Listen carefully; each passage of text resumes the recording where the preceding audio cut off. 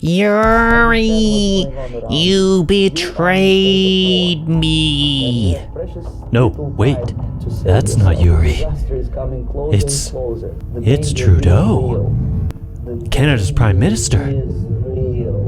The leftist liberal loot. Is Trudeau bringing socialism to Canada? I've asked that question before, and in the Toronto Sun, Candace Malcolm of True North News poses a similar question, issues a warning that if Justin Trudeau is indeed bringing socialism, Canadians best be able to vote on it. Trudeau has shown a willingness of late to avoid votes, bringing in sweeping gun bans without bringing it before Parliament. He's even been fine with closing Parliament altogether, shutting it down when things get tough, when things are rough, when investigations into, corruption and ethics scandals head his way. I did a couple videos a couple months ago on whether Canada was becoming more communist, and in that video looked at the different steps that are kind of warning flags of communism, things like gun control, debt, poverty, class warfare, healthcare, things like that. And certainly Canada seems to be checking a lot of those boxes and heading down a dangerous path.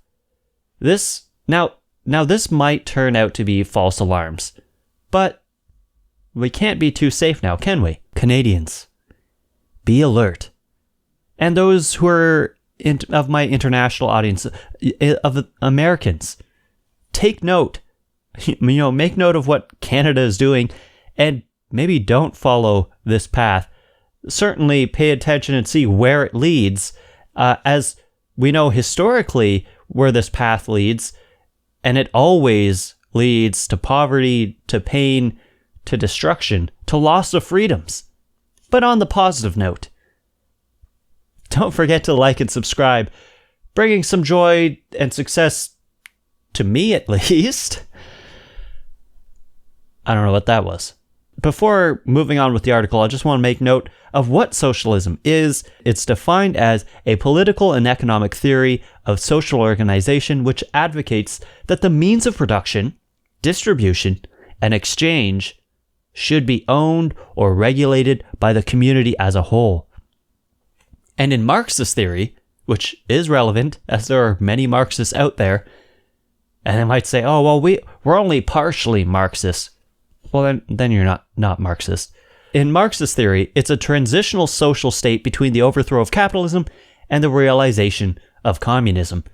So it's just that transition to tearing down capitalism. Socialism is that temporary stopgap until you can finally achieve the utopian dream of communism. So socialism is just that bridge to full-on communism. Again, not a good journey, not a good path to be taking. It's the interim step that would provide things like worker co-ops, which would, demotivate starting up businesses. It would add immense amounts of bureaucracy, slowing down the speed of businesses, halting much of innovation. I mean, think of how slowly the government operates and apply that to all businesses. Now, I actually used to work in the government, just the Ministry of Transportation doing software testing. But I mean, I was still able to witness firsthand how painfully slow things move. Except in this case, it would be even slower, because even government has politicians. It's like its own version of capitalism. You have people at the top dictating what to do. It goes through more, hurdles, but you have people making decisions. It's not everyone in the building voting on every decision. But let's get back to that Toronto Sun article. It says Prime Minister Justin Trudeau appears to be gearing up for an election, and he'd better be, because leaks and hints in the media about what's to come at the September 23rd throne speech simply cannot be pushed through without a democratic mandate. Last week, Bloomberg reported that Trudeau was planning Canada's sharpest turn left in economic policy in decades. The article stated that new finance minister Chrystia Freeland was tasked with remaking this country's socio-economic architecture. Just throw out the old, let's brand new system, shift to the left sharply. Wow. This is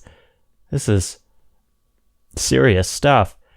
I mean, apparently adding close to 50% of our country's total historic debt in less than a year, in less than half a year, bringing us to over $1 trillion in debt, that's nothing.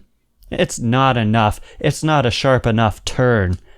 Where we are currently at is currently not sustainable. So going even further to the left economically is akin to national economic suicide. But this is actually pretty clever. It's a pretty clever plan for Trudeau and the Liberals. Since Conservatives elected a new leader, they have been actually gaining in the polls. There's actually someone kind of helming the ship now, someone for people to start latching onto in the opposition party. And some analysts believe that as life starts getting back to normal, whenever that may be, the economic devastation will begin to weigh on Canadians. And Liberals may see themselves dropping in the polls. Plus, more time means that more people can become familiar with the relatively unknown Conservative leader, Erin O'Toole.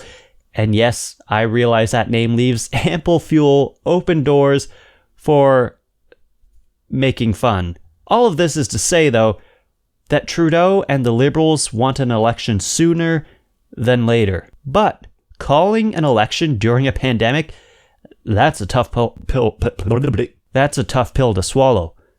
A tough pill for anyone to swallow. So, what to do?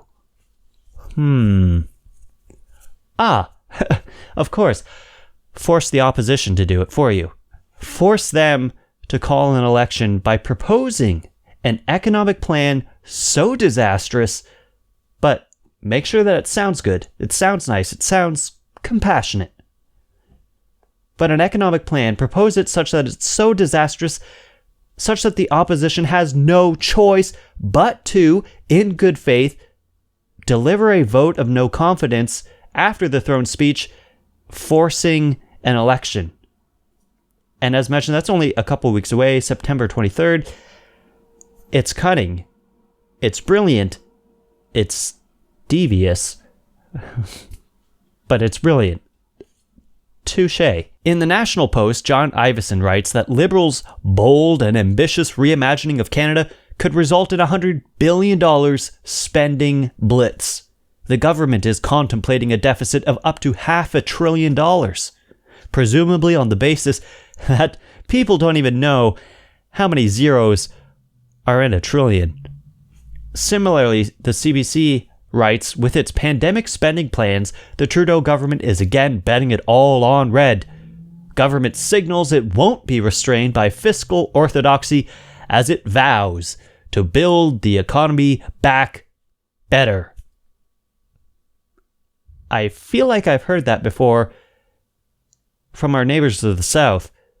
A wise old sage, Joe Biden, build back better. And now it's time, apparently, to break out the golden credit card, tear off the restrictions, and open up the bank accounts. It's time to spend, and spend big. Look, it makes sense that we need to spend more than we would otherwise be comfortable with to help people out during these financially difficult times as caused by the virus and the economic decisions made by the government, like shutting down the economy. But this is no excuse to radically change the system and move towards socialism, towards communism. You know, the system that has resulted in millions and millions of deaths. People that move here from countries that employ communism, socialism, they know what's up. They've, like, even in some of the comments in my other videos are like, you know, this is a disaster. This is, you know, I wanted to get away from that. It's frightening that people are considering that here in the West. Like, let's listen to their stories. Let's hear what they have to say, what they've experienced. Let's look at what history shows us and tells us of this dangerous economic system that ultimately always leads in a dictatorship. And doing all this, sneaking it in with a throne speech when the government did not campaign on this, and as such was not elected with this in mind, that's just plain wrong. Socialism, look, it always sounds good, but it has never, ever ended well. I have yet to hear of any successful socialist countries, and no, the Nordic countries don't count. Why? Well, because they're not socialist countries. They themselves have stated that they are not socialist countries, that they are free market economies. They're capitalist countries. Oftentimes even more capitalist, with less restrictions and regulations than Canada or the US. So, yeah, let's not go down the path of socialism towards communism. It's not even that it's an unknown path that could lead to a dangerous place. It's that it is a known path that has been historically proven to lead to deep, dark, destructive places. You know what?